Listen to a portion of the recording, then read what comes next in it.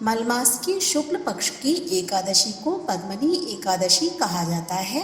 इस एकादशी का बहुत महत्व है क्योंकि पद्मनी एकादशी 3 साल में एक बार आती है और मलमास भी 3 साल बाद ही आता है।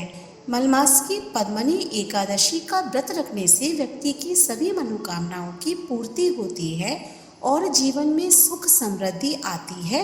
साथ ही सभी प्रकार के पाप नष्ट हो जाते हैं और संतान सुख की प्राप्ति होती है। तो आइए जानते हैं कि मलमास की पद्मनी एकादशी कब है और उसका शुभ मुहूर्त क्या है। साथ ही पद्मनी एकादशी का क्या महत्व है और क्या पूजा विधि है।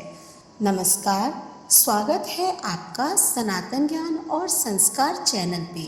हिंदू पंचांग के अनुसार मलमास के शुक्ल पक्ष की एकादशी की शुरुआत 28 जुलाई दिन शुक्रवार को दोपहर 2:51 पर होगी और इसका समापन 29 जुलाई शनिवार को दोपहर 1:05 पर होगा। इसीलिए उदया तिथि के अनुसार पद्मनी एकादशी का व्रत 29 जुलाई को ही रखा जाएगा। पद्मनी एकादशी के दिन भगवान विष्णु की पूजा अर्चना की जाती है और एकादशी का व्रत रखा जाता है।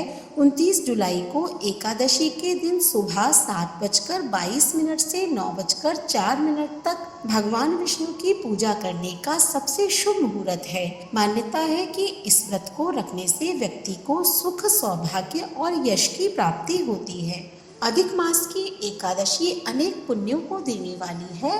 उसका नाम पद्मनी है। इस एकादशी के व्रत से मनुष्य विष्णु लोक को जाता है। यह अनेक पापों को नष्ट करने वाली तथा मुक्ति और भक्ति प्रदान करने वाली है। इसके फल व गुण विभिन्न प्रकार के हैं। दशमी के दिन इस व्रत को शुरू करना चाहिए। एकादशी के दिन प्रातः नित्य क्रिया से निवृत्त होकर पुण्य क्षेत्र में स्नान करने चले जाना चाहिए। उस समय गोबर, मृत्तिका, तिल, कुश तथा आंवल के चूर्ण से विधि पूर्वक स्नान करना चाहिए। स्नान करने से पहले शरीर में मिट्टी लगाते हुए उसी से प्रार्थना करनी चाहिए कि हे मृत्तिके, मैं तुमको नमस्कार करता हूँ। तुम्हारे स्पर्श से मेरा शरीर पवित्र हो।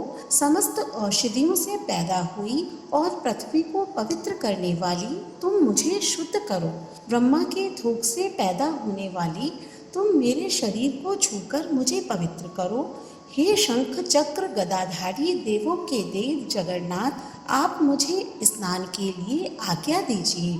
इसके उपरांत वरुण मंत्र को जपकर पवित्र तीर्थों के अभाव में उनका स्मरण करते हुए किसी तालाब में स्नान करना चाहिए। स्नान करने के पश्चात स्वच्छ और सुंदर वस्त्र धारण करके संध्या तर्पण करके मंदिर में जाकर भगवान की धूप, दीप, नैवेद्य, पुष्प, केसर आदि से पूजा करनी चाहिए।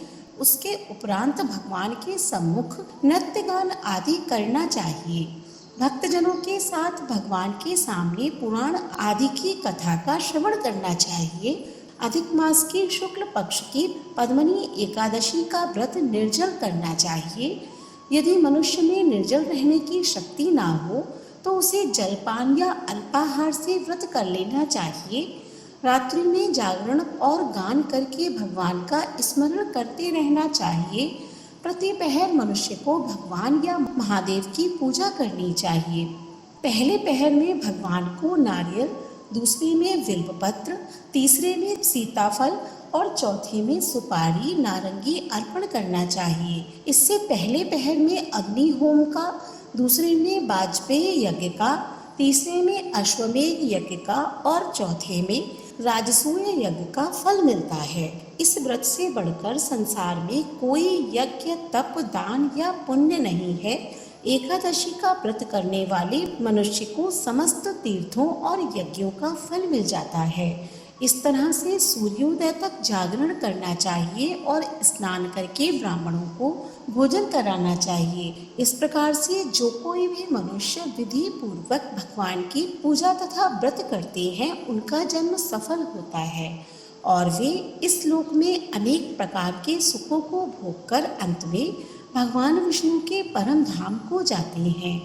इस विधि के द्वारा जो कोई भी इस व्रत को करता है उसको मरणोपरांत परम गति प्राप्त होती है और उसके जीवन के सभी पाप और कष्टों का शमन हो जाता है। इस दिन गंगा स्नान के साथ दीपदान करने से भी शुभ फलों की प्राप्ति होती है। इस प्रकार आप भी पद्मनी एकादशी के दिन व्रत अवश्य रखें और इस बताई गई विधि के अनुसार पूजन करें। भगवान विष्णु आपकी सभी मनोकामनाओं को पूर्ण करेंगे।